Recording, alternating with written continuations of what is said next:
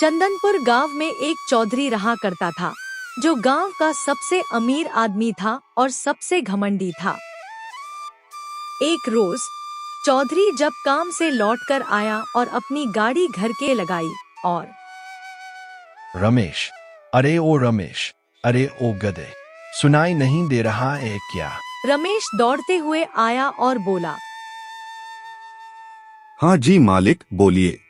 अरे गधे, तुझे पता नहीं है क्या?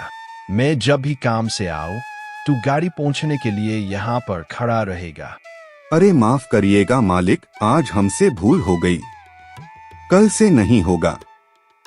अरे माई मांगने से क्या होगा?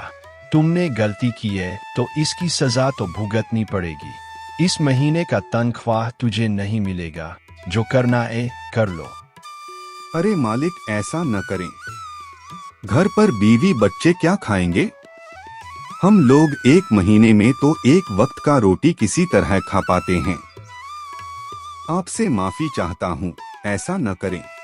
यह सब रोना धोना मेरे सामने बंद कर। मैंने जो फैसला ले लिया वह ले लिया।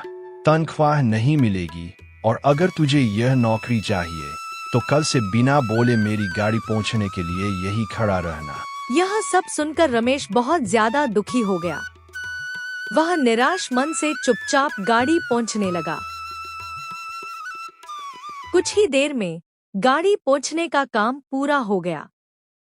रमेश मालिक के पास जाकर डरते हुए पूछने लगा, मालिक, अब मैं घर जा सकता हूँ या नहीं? अरे, तुझे कौन रोका है? तू जाना। वैसे भी तू घर जाकर क्या ही कर लेगा?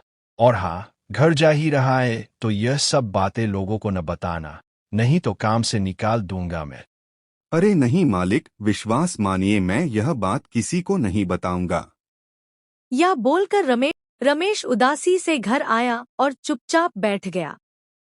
उसकी पत्नी ने जब उसे इस तरह दुखी देखा और उसका उतरा हुआ मुंह देखा, तो उसने पूछा, अरे रमेश, क्या हुआ? तुम इतने उदास क्यों हो? क्या मालिक ने फिर कुछ कह दिया? हाँ सुलेखा, आज फिर मुझे मालिक ने डांटा।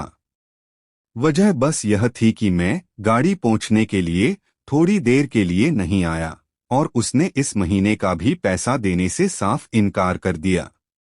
ऐसा है क्या? ठीक है, आज से आपको काम में जाने की कोई जरूरत नहीं है, कोई दूसरा काम देख लेंगे। ऐसा बोलकर रमेश कुछ दिन तक काम में नहीं गया। लेकिन कुछ ही दिन बाद घर का राशन पानी सब खत्म हो गया। रमेश बहुत चिंता में आ गया और उसने अपनी पत्नी से कहा, अरे सुलेखा, मैं काम में नहीं जा पाया तो घर का सारा राशन खत्म हो गया। अब बोलो क्या करूं? काम के लिए पूछ भी रहा हूं तो कोई काम नहीं दे रहा।